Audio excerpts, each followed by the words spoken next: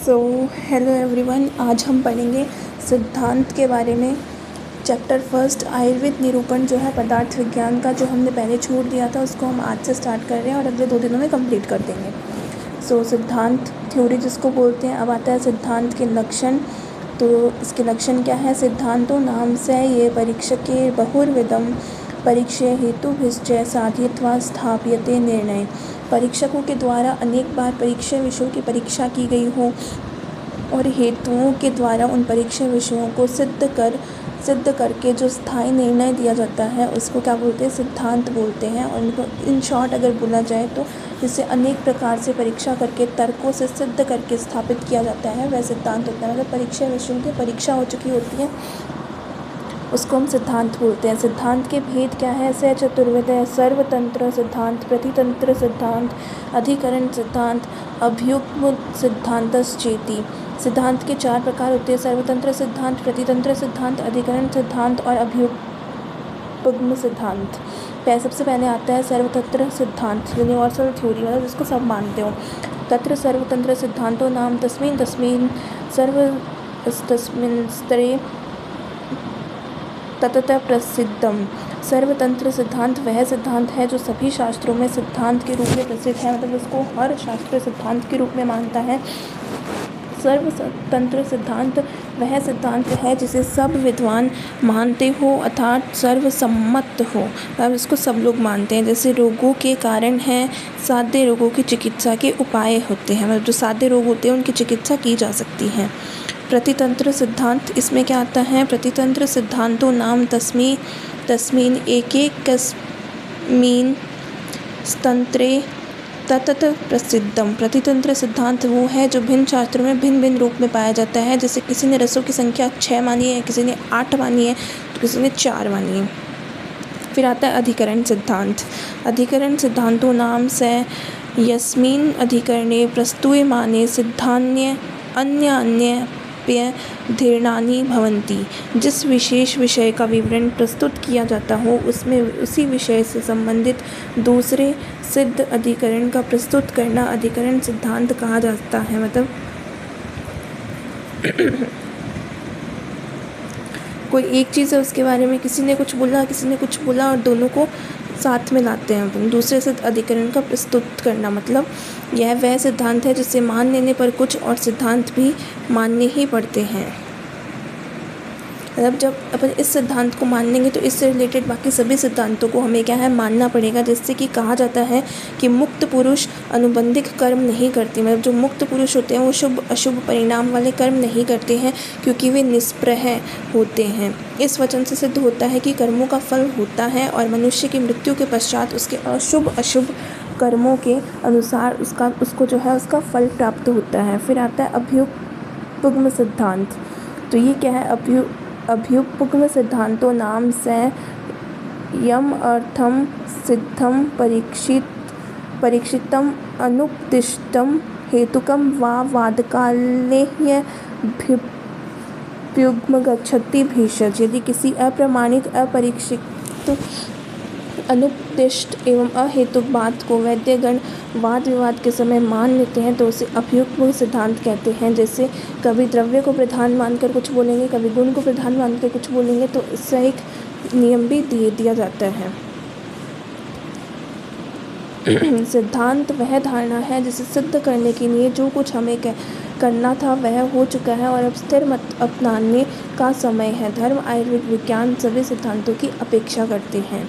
आयुर्वेद के महत्वपूर्ण मूल सिद्धांतों का वर्णन एवं उनका महत्व। किसी भी शास्त्र को समझने के लिए उसके सिद्धांतों को समझना आवश्यक होता है। आयुर्वेद क्या है? एक शाश्वत है क्योंकि उसके सिद्धांत जो है वो शाश्वत है, लिखते हैं और अपनी जगह पर टिके रहते हैं। आयुर्वेद केवल एक औषधीय शास्त्र न होकर एक विचारधारा है जो अपने सिद्धांतों के बल पर इतने वर्षों से दृढ़ता से जीवित है।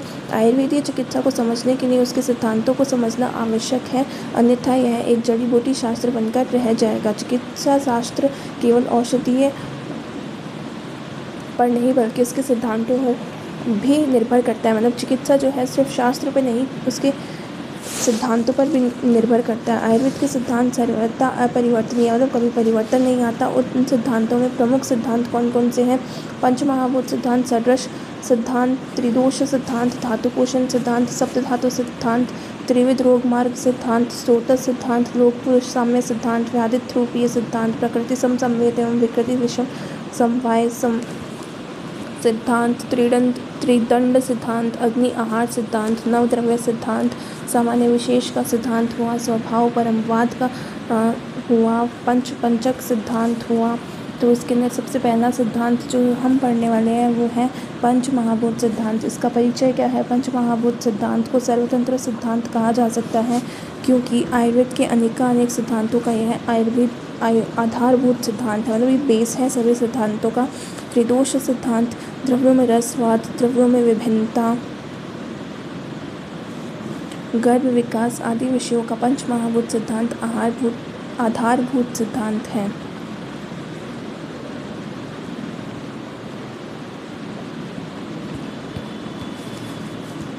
सॉरी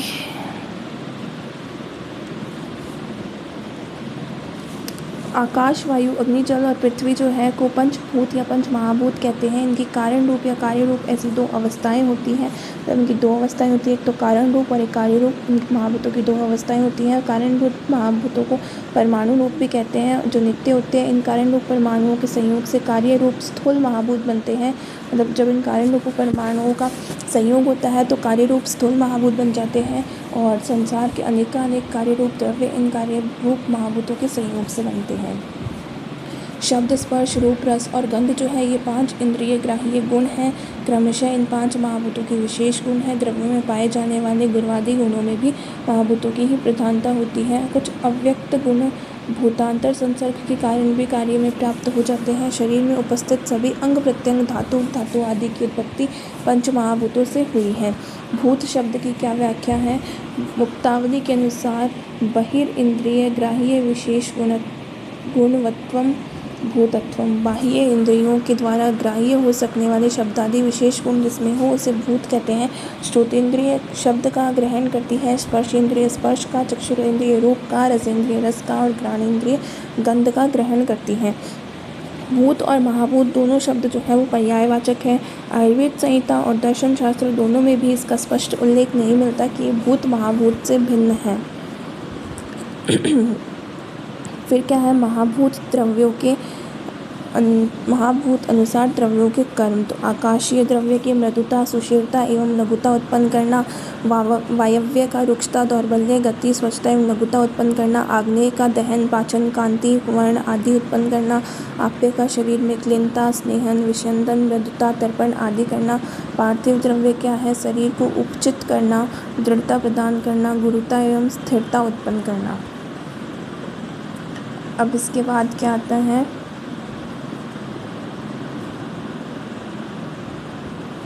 भूतानुप्रवेश। पूर्व महाभूत उत्तरोत्तर महाभूत में प्रवेश करते हैं। इसी कारण उत्तरोत्तर महाभूतों में अपने अपने स्वाभाविक गुणों के साथ साथ पूर्व महाभूतों के गुण भी आ जाते हैं।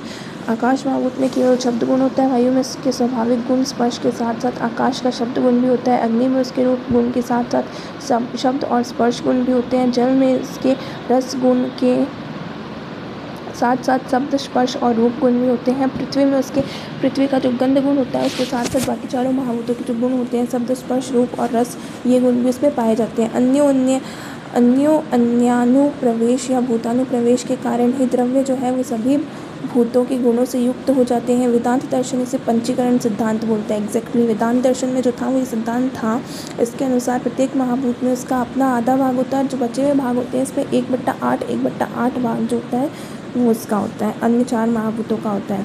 फिर आता है पंच महाभूत की सिद्धांत की उपयोगिता। गर्भोत्पत्ति में पंच महाभूत सिद्धांत तम चेतना अवस्थितम वायुर्विभजति तेज एनम पचती आपै क्लेदन्ति पृथ्वी सहनन्ति आकाशम विवर्धयति। शुक्र शोणित संयोग के बाद चेतना के अवस्थित हो जाने के पश्चात वायु के द्वारा जो है विभाजन क्रिया होती है।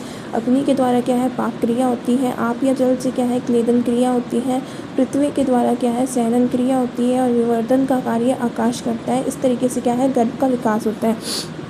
त्रिदोष और पंच महाभूत सिद्धांत त्रिदोष वात दोष वायु और आकाश महाभूत से उत्पन्न होता है। पित्त अग्नि महाभूत से, और कफ की जो उत्पत्ति होती है वो जल और पृथ्वी महाभूत से होती है। फिर आता है षड्रस और पंच महाभूत सिद्धांत। एक एक रस में दो महाभूतों की प्रधानता पाई जाती है। तो क्या है, मधुर रस में पृथ्वी प्लस जल की, अम्ल रस में पृथ्वी प्लस अग्नि की, लवण रस में अग्नि प्लस जल की, कटु रस में अग्नि प्लस वायु की, तिक्त रस में वायु प्लस आकाश की, कषाय रस में पृथ्वी प्लस वायु की। द्रव्यों के गुण और पंच महाभूत सिद्धांत। वमन द्रव्य में अग्नि प्लस वायु, विरेचन द्रव्य में पृथ्वी प्लस जल, संचमन द्रव्य आकाश, संग्राही द्रव्य वायु, दीपन द्रव्य में अग्नि महाभूत की प्रधानता होती है। लेखन द्रव्य में अग्नि प्लस वायु दोनों महाभूतों की प्रधानता होती है। ब्रंगन द्रव्य में पृथ्वी प्लस जल की प्रधानता होती है। तो आज की वीडियो बहुत लॉन्ग हो चुकी है, तो बाकी के जो बचे सिद्धांत हैं उनको हम कल से स्टार्ट करेंगे, और कल या परसों में हम चैप्टर को क्या है एंड कर देंगे बस। Okay, thank you so much for watching the video. Thank you so much.